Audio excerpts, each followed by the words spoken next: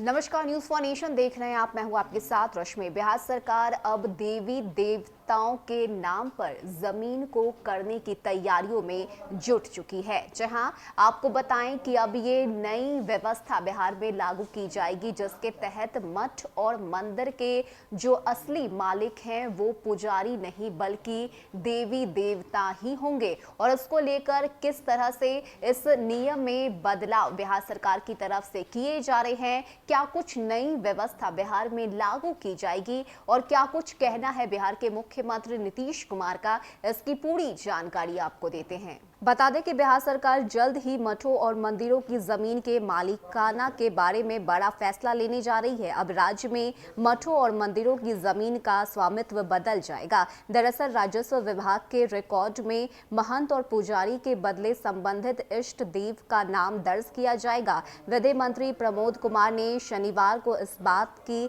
जानकारी दे दी है और उन्होंने बताया है कि सर्वोच्च न्यायालय के आदेश को लागू करने की प्रक्रिया का यह महत्वपूर्ण पहल है। गौरतलब है कि सर्वोच्च न्यायालय ने पिछले साल एक आदेश में कहा था कि कानून के तहत ऐसा कोई भी प्रावधान नहीं है जिसमें राजस्व रिकॉर्ड में पुजारी या प्रबंधन का नाम दर्ज किया जाए। सर्वोच्च न्यायालय द्वारा अन्य मंदिरों से संबंधित भूमि विवाद का हवाला देते हुए यह भी कहा गया है कि किसी भी मंदिर में विराजमान देवता ही भूमि का वास्तविक स्वामी या मालिक होता है। सुप्रीम कोर्ट के फैसला के अनुसार बिहार में विधि विभाग और राजस्व एवं भूमि सुधार विभाग के अलावा बिहार राज्य धार्मिक न्यास परिषद के प्रतिनिधियों की संयुक्त बैठक में यह फैसला लिया गया है कि अब देव के नाम से मशहूर मंदिर की जमीन का नाम कर दिया जाए।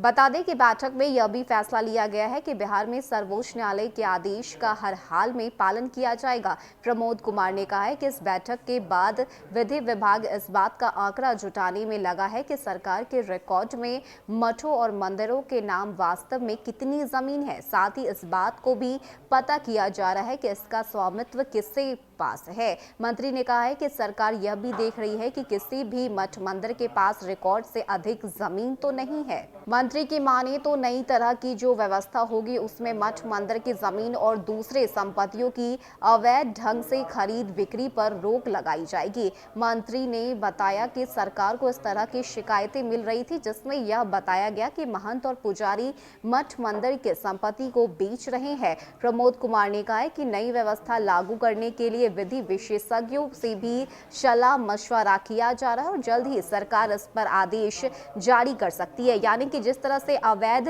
जमीन के बिक्री की बात बिहार में सामने आ रही है, इसको लेकर बिहार सरकार की तरफ से इस नए व्यवस्था को लागू करने की बात कही गई है और जल्द ही जितने भी मठ और मंदिर हैं इसके जमीन के मालिकाना हक पुजारी नहीं बल्कि उस मंदिर के देवी देवता होंगे। और यही वजह कि इसको लेकर जो आदेश है वो जल्द ही बिहार में सीएम नीतीश कुमार की तरफ से लागू कर दिया जाएगा। फिलहाल के लिए इतना ही। ज्यादा अपडेट के लिए आप बने रहिए न्यूज फॉर नेशन के साथ। नमस्कार।